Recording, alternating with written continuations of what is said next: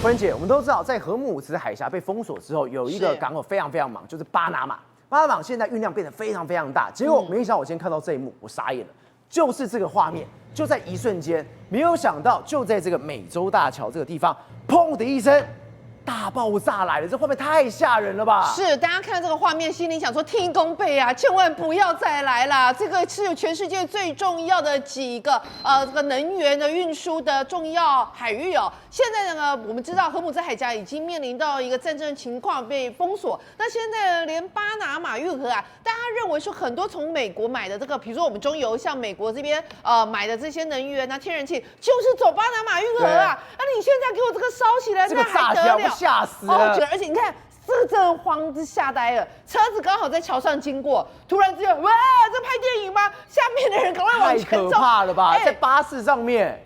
他们的旅客啊，心裡想說，本來以為，這怎麼那裡而且我後來發現，火都出來了，往前衝啊！而且更可怕一件事情是，它造成就是整個橋上的人全部都淤塞，塞在那邊，他在下都丟了。然後呢，大家都心想說，但是慶幸的一件事情，還好，怎麼還好，沒有造成更大的連環爆啊！你要知道，巴拿馬運河那邊其實有很多的油輪或者天然氣船、能源船是會經過的，還好是在河這個岸邊發生這一起。如果是油輪炸起來，完蛋了！這個真的是完蛋，連我們都心想，我們的中油的油輪那個 LNG 船也是可能經過那裡耶，所以不要以為這件事情根本沒有關係，錯。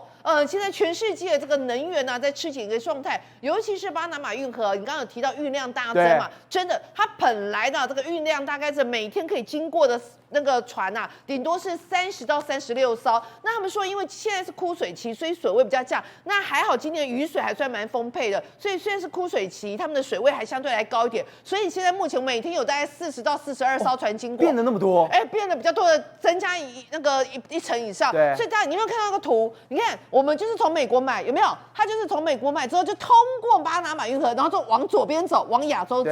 所以這樣整個包括它的時間縮短很多啊。那你也知道，因為現在這個荷姆斯海峽整個都封鎖大亂之後，現在跟美國買 LNG 的人越來越多啊。所以你知道嗎？天哪，走這一條路的巴拿馬運河的運費漲了4倍，那多了4倍之後呢？這個巴拿馬運河有沒有看到那一個管理局的副局長馬羅塔，他就出來講，他說事實上以前只能處理36艘現在可還增加比較多到4到41艘。為什麼？就是因為之前荷姆斯海峽狀況，很多人就把這個當成替代的一個路線有的是轉過來，有的是直接跟美國加買這個能源所以代表了這裡變成這個非常重要。這也是為什麼你看現在提到這一個巴拿馬運河它的暢通它的能不能就是這樣運轉運作如期的這樣子運輸非常重要。講到這個時間點，我們就要開始講偉大的川普，哇，我皇川普非常威武有沒有？他從上任以來就一直在炒這個巴拿馬運河，就來搞巴拿馬運河了，弄到李嘉誠、長河，他都走了，被弄走了，還在國際上面打官司的。所以呢，最新今年1月還2月違憲。對，你記得，就最高法院不是就說嗎？不是不是買賣的問題你這一個你可以取得到2049年，2049年的樣子的這個合約就是這個合計可以取得這個合約。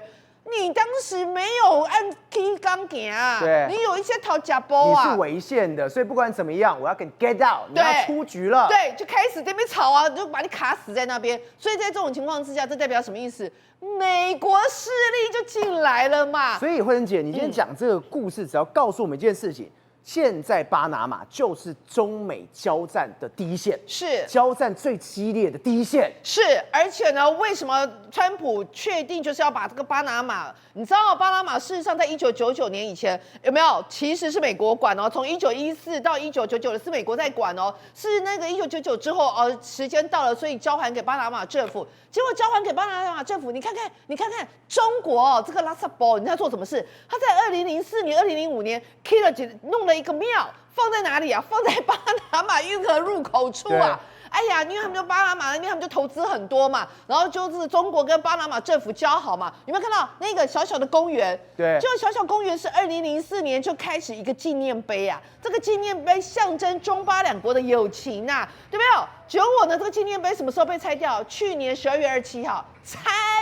巴拿馬市的這一個市長叫他拆。我問你，這個廟在那邊20幾年了，沒事要拆幹嘛？對，美國怎麼可以讓你中國在那邊插旗？对，就叫你下令拆就拆。哎，所以當這個都已經拆了一個，中美兩國真的在巴拿馬殺的跟什麼一樣，連一個紀念碑都不讓你立，對不對？寸土不讓。所以呢，這個叫你拆就拆，拆了之後，你知道嗎？現在就發生什麼事？哎，我沒有想到，原来這也有我們台灣的演的份哎，什麼叫有我們台灣的演的份？你知道？哎，4月1號有沒有看到美軍南方司令哦，他就訪問了這個巴拿馬的總統啊，然後講說哦，我們兩個這個巴拿馬是我們在加勒比海最重要的一個夥伴吶，哦，然後說講了一大堆啊，結果你知道嗎？在這個時間點發生什麼事？我們的一個非常重要的這個叫做什麼？敦睦艦隊。就在4月4號上午10點的時候，你看到這2張照片，來，我們看到這2張照片，我們的敦睦艦隊通過了巴拿馬運河。竟然敦睦艦隊通過了，而且你要知道，我們竟然有3艘軍艦呢。第一個是打頭陣是誰？康定級了那個拉法葉艦的那個巡航艦啊，叫迪化艦啊，打頭陣。再來是連成功艦的岳飛艦也跟着去。哦，天哪！原來他們從2月底就從台灣出發，然後3月中的時候抵達我們的友邦，這個是馬紹爾群島，然後就慢慢鴨子划水，划到那邊去。你知道他們還特別講什麼？你知道我們剛剛不是講了巴拿馬運河基本上太掐，你知道不？你每天只能過30幾艘嘛，你還要排隊。我就給你過，我還給你過3艘，還給你過3艘，而他在氣中國，而且在這個時間點，美國南方司令這個將軍啊，就去訪問巴拿馬，所以人家意思是什麼？哎呀，有美國坐鎮的一個情況之下，我們中華民國的這一個艦隊竟然就可以穿越了巴拿馬運河。我覺得是非常棒，而且你要知道，這一次是暌違8年之後才成型的，上一次是2018年，所以你就知道這中間啊，美國、巴拿馬跟中國3方角力打得火熱啊！而且我都沒辦法想到的事情，今天我們的3個艦隊可以過，中國已經氣到爆炸。是這個港口原本是我的，原本是合計的，你把我趕走之後，你還讓台灣的這個船過去。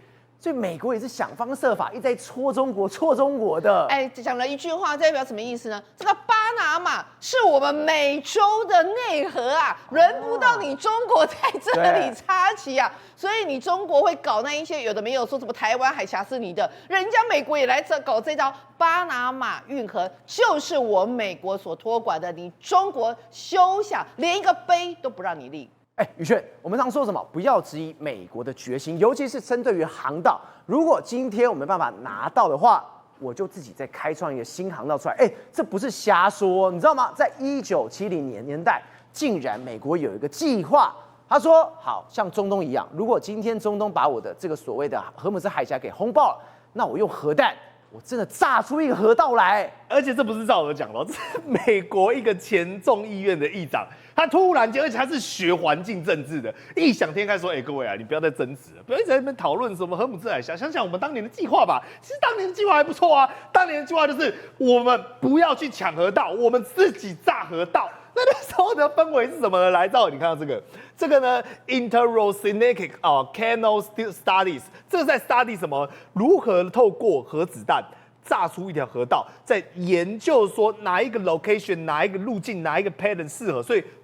這一份是當時美國的官方，他說和平核爆，所以你不要覺得我們是開玩笑哦。美國為了這件事情做出一份報告哦，那為什麼要做這個報告？因為那個時候有所謂的蘇伊士運河，那跟情況跟現在很像。被當時的埃及給奪過去。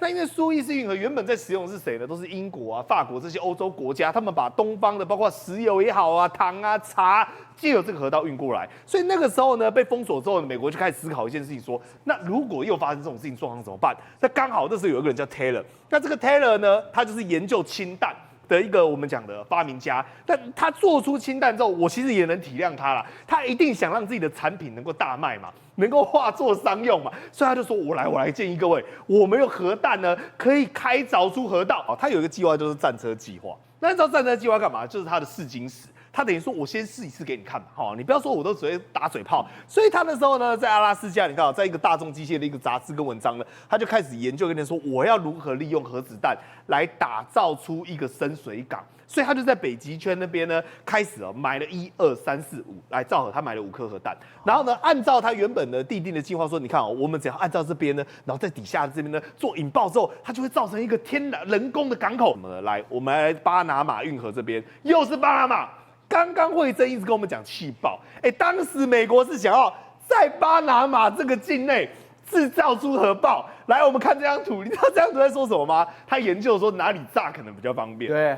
是瘋了，因為那時候巴拿馬運河他們很擔心說會過於老舊啊，到時候呢淤積的關係啊，可能屆時呢不太好用，所以我們自己開鑿一條。所以你看比如說現有巴拿馬運河在這邊existing Panama Canal， 然後他們開始研究說，路線17在這個卡萊多尼亞灣，路線16在這個聖普拉斯。來，為什麼呢？你看這個不是存在的東西。對。是他們想要把它炸成這樣它原本是連在一起。對。這邊炸完之後，這個水道就出來了。可以走這邊，就水道出來了。可以走這邊，然後我們也可以走這邊。而且它最壞是什麼？連墨西哥對，墨西哥他有想這邊有一個區域，剛好也可以出來。對，因為離他們比較近嘛，離美國最近了，我们就直接把那邊炸出來啊。那你看英屬啊、瓜地馬拉、洪都拉斯、薩爾瓦多、尼加拉瓜、哥斯達加，每個地方他都想了25條，跟你講說我這樣怎麼炸。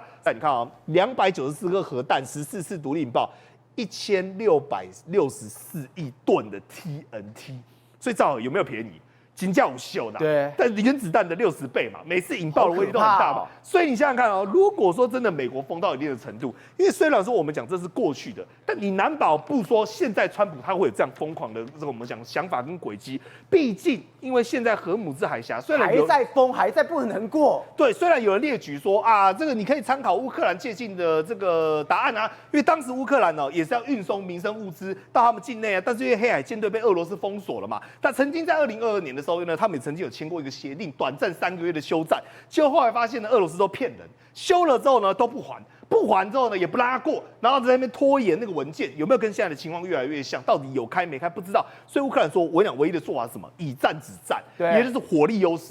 所以他那時候用大量的無人機、無人艦艇，然後呢去把黑海艦隊給摧毀殆盡。你看到他的標題叫什麼？烏克蘭給川普的1堂課，軍事優勢能打開水道。對，你今天在荷姆茲你就動武了吧？對，他的意思說你用打，但是為什麼造核？我剛才那邊持一個保留的態度。我講我個人看法，當時烏克蘭去打俄羅斯，這個叫什麼？叫做以小博大，也就是我用不對稱作戰，我用無人機、無人艦，你這些低廉價的去摧毀你黑海艦隊這些数千萬美元的高價值潛水艇以及呢驅逐艦等目標，所以達成了非常優秀的效益，導致說1/5的黑海艦隊，2023年1年的時間立刻撤退，奪回這個黑海艦隊，讓我的港口能夠呢運輸運量從6200萬噸到9720萬噸。這讓我反問一件事情，對，美國現在跟伊朗比，哪一個是大，哪一個是小？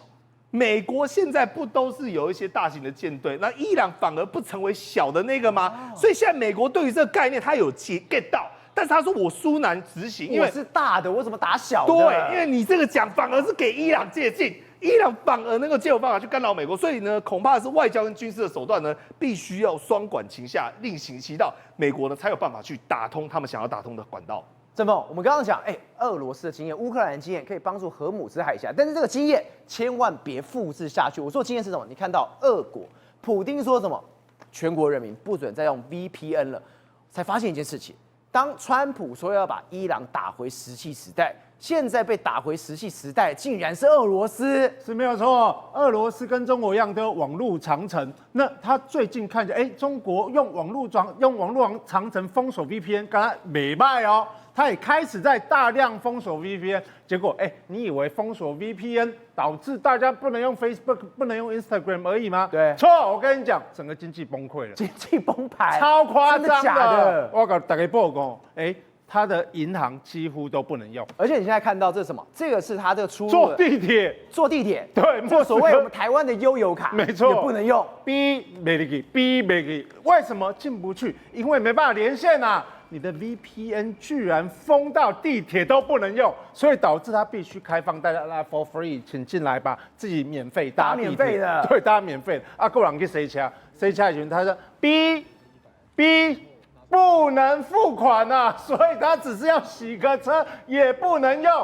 是不要弄。接下來你去餐廳，你去超市，你去任何地方，只要有用到電子支付的地方，甚至連 ATM 取款，你都沒法都用啊？真的假的？到底什麼錢？到底什麼？普丁的招數不讓你去領錢的嗎？沒錯啊，遊客啊拿着那個電子地圖啊，我也想要去聖彼得堡玩，就玩一玩，發現什麼？我的地圖打開一直畫圈圈。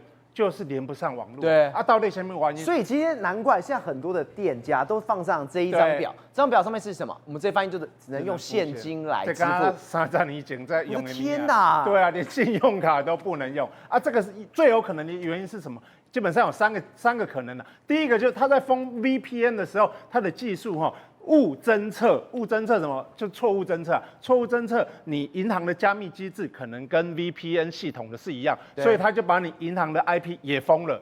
第二個有可能是因為現在俄羅斯很多的 IT 部門都是由國外寫程式，所以你現在在使用這個 App 的時候一定會連到國外，所以也封啊。第三個可能就是什麼？就是你銀行要進行跨境交易，那你一定要跟國外連線啊。你連不上啊，怎麼辦？不是，所以當你要封的時候，才發現你現在所有的這些企業，所有一些民生的物資，原來用 VPN 用的這麼凶，而且都在跟國外聯繫，全倒了。對，他完全不知道，你其實俄羅斯跟國外的聯繫還是非常的緊密。那上有政策，下有對策。其實對老百姓來講，你不讓我看那個 Facebook、Telegram， 好，我就換一個 VPN 嘛，反正貓抓老鼠嘛，對不對？你進一個我就換一個。現在呢，俄羅斯普丁他用另外一個政策，他要推什麼？他要推俄羅斯版的微信，它叫 Max， 意思是這樣。意思我跟你講啊，以後他好像從去年底就開始規定，所有在俄羅斯生產販售的手機一定都要預載 preloaded 這個叫 Max 的東西，等於說你手機怕鬼你別再用 Telegram， 對，別再用 WhatsApp， 只能用這個 Max， 你剛才用 Max， 這個 MX 它可以做數位身份認證，你還可以電子支付，你還可以進行公務系統，譬如說我要上網去申請什麼公務系統的東西，都用這一個東西。那它的目的是什麼？很明顯的，它不是要讓你更便利啊，它是要監控你啊！我要控制你用的。老大哥說 I'm watching you， 為什麼？因為在中國，這個中國政府用微信監控人民，監控的加順手嘛，所以現在俄羅斯也要學這個中國來用 Max 去監控他的人民啦哈。不過啦哈，我認為啦，你的獨裁政權你用這麼極端的方式不計一切手段要去監控你的人民你其實目的就是要幹嘛？維穩嘛，對不對？可是如果當你維穩維到國家經濟要崩潰，人們如此不便，快要被打回史前時代的時候呢，有這樣子的必要嗎？宏觀取材，釐清真相，犀利精準，深入剖析，時刻掌握關鍵，新聞時事不漏接。老時段，新氣象，我是鍾浩和，關鍵時刻2.0，全新出擊。